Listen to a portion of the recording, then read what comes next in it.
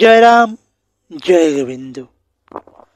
তাহলে আজকে আমি যে বিষয়টা নিয়ে আজকে কথা বলবো, যে বিষয় আজকে আমাদের পর্ব হতে চলছে, সেই বিষয়টা হলো গীতা সম্পর্কে শ্রী শ্রী রাম ঠাকুরের বাণী।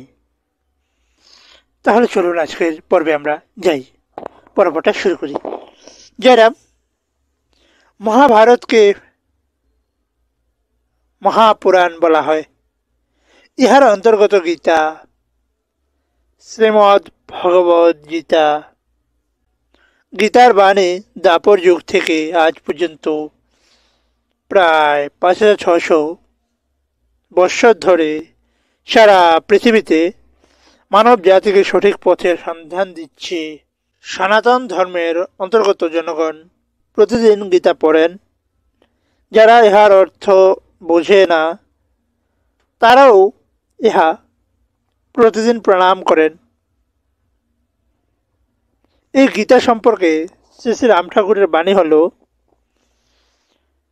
আমি তো দেখি একটা কথাই ঘুরাইয়া ফিরাইয়া লিখেছে, ধৈর্য ধরো, ধৈর্য ধরো। ভাগতং গ্রহণং চ ব্যাখ্যান চ টিকা। গীতা খানি পড়িবেন, পড়েন, ব্যাখ্যা বা টিকা পড়েন না, প্রয়োজনে বুঝাইয়া দেব শ্রুতি। রাম ঠাকুর এই কথাটুকু বলেছেন। বাস্তবে দেখা গেছে যে শ্রী শ্রী রাম ঠাকুরের বাণী অনুযায়ী গীতা শ্লোক অধ্যয়ন করলে ইহার কঠিন অর্থ শ্রী শ্রী রাম ঠাকুর সহজ সরল করে দেন। তাছাড়া ইহা মনে রাখতেও সহজ করেন।